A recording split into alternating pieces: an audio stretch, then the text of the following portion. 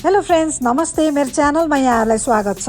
आज मैले तीजको दौरको लागि लट्टेको रेसिपी लिएर आएकी छु। यो लट्टे नेपालको पश्चिमी भूभागतिर एकदमै प्रचलित छ। यो एकदमै प्रचलित खाना यसपालिको तीजमा हामी सबैले बनाएर खाऊँ है त। ल त अब लट्टे बनाउन सुरु गरौँ है त।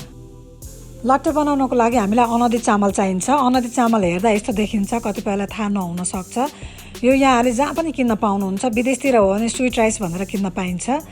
र मैले यो राइस कुकरको कपको 4 कप चामल लिएकी छु। यसमा यसलाई पहिला राम्रोसँग धोइ पखाली गर्नुपर्छ र भिजाउनु पर्ने हुन्छ। बेलुका पकाउने हो भने यहाँले बिहानै भिजाइदिनु भयो भने राम्रो हुन्छ। जति धेरै यो भिजाए त्यति राम्रो लट्टे बन्छ। र मिनिमम पनि 2 घन्टा भिजाउनु होला। र यो लट्टेको लागि हामीलाई सक्खर चाहिन्छ। एकदम खुँदोमा पकाउने हो। यो अथेन्टिक लट्टे खुँदोमा पाक्छ।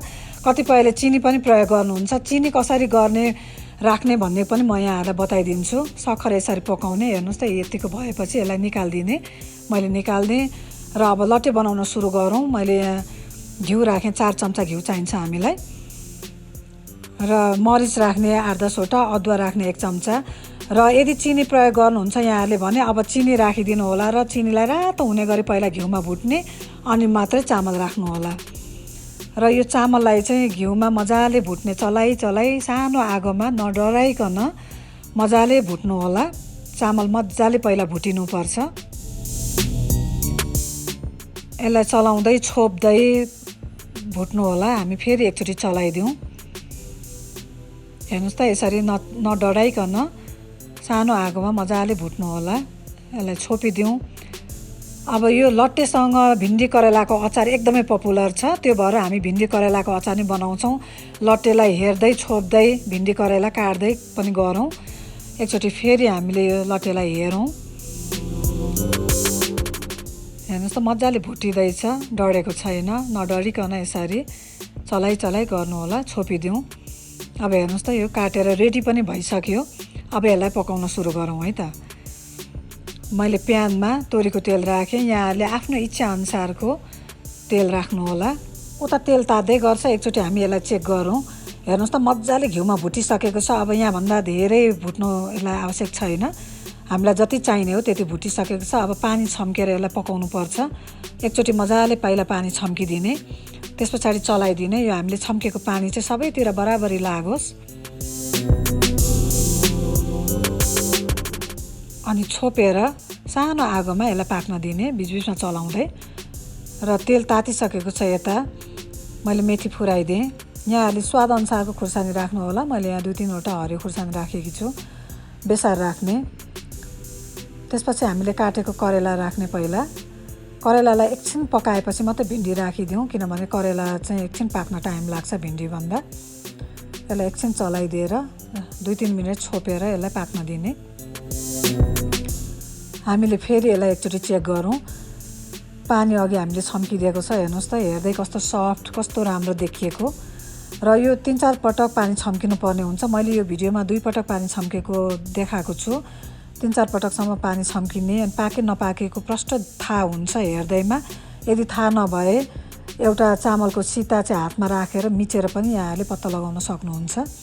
सानो आगोमा पानी छम्किँदै यसरी छोप्दै चलाउँदै पकाउनु होला। अब यो करेलामा भिन्डी राखिदिने र एकछिन चलाइदिने।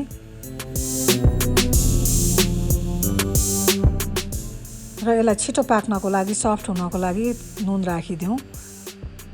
नुन राखेर एकछिन चलाइदिएर यसलाई छोपेर पाक्न दिने केही मिनट। अब यो लट्टे हाम्रो पाकिसकेको छ। अघि हामीले बनाएको खुँदोलाई, सक्खरलाई राखिदिने। र यो सक्खर राख्दाखेरि यहाँहरूले आफ्नो स्वादअनुसार गुलियो कति खाने हो त्यो अनुसार राख्नु होला। मैले यति राखेको छु। यो धेरै गुलियो भएको छैन, ठिक्कको भएको छ। खानालाई एकदमै पर्फेक्ट छ। र यसलाई अब चलाएर राम्रोसँग चलाइदिनु होला। डल्ला हुन्छ। यो डल्ला जम्मै फोरेर सक्खर चाहिँ सबैतिर बराबरी लाग्ने गरी यसलाई चलाइदिनु होला।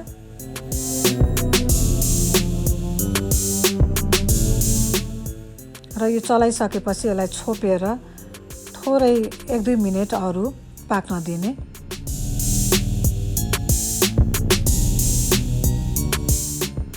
ल हेर्नुहोस्, मैले हिट अफ गरिदिइसकेको छु। यो तयारै भइसकेको छ। अब एकचोटि भिन्डी करेलालाई चेक गरौँ। भिन्डी करेलामा मैले 1 चम्चा अदुवा राखेकी छु। यसलाई लसुन चाहिँ राख्नु पर्दैन। अदुवालाई एकछिन भुट्ने यो सँगै। त्यस पछाडि जिरा धनियाको पाउडर राखेँ। यहाँहरूलाई पिरो अलिक खानु मनपर्छ भने चिल्ली फ्लेक्स पनि यहाँ राख्न सक्नुहुन्छ। अनि एकछिन भुटेर 2 मिनट जति अरू छोपेर पकाउने। र यो भिन्डी करेलाको छुट्टै रेसिपी पनि म अर्को छुट्टै भिडियोमा लिएर आउनेछु। र अब हिट अफ गरिदिनु होला। हिट अफ गरेर हामीले अमिलो र तिल राख्नुपर्ने हुन्छ। मैले चाहिँ यहाँ अमिलोको लागि कागतीको रस र तिलको छोप राखेँ। यहाँहरूले के अभाइलेबल छ अमिलो, चुक अमिलो अथवा अरू अमिलो राख्न सक्नुहुन्छ। ल हेर्नुहोस् त हाम्रो भिन्डी करेलाको अचार पनि तयार भइसकेको छ। यो अथेन्टिक लट्टे र भिन्डी करेलाको अचार रेडी भइसकेको छ। मैले प्लेटिङ गर्दैछु।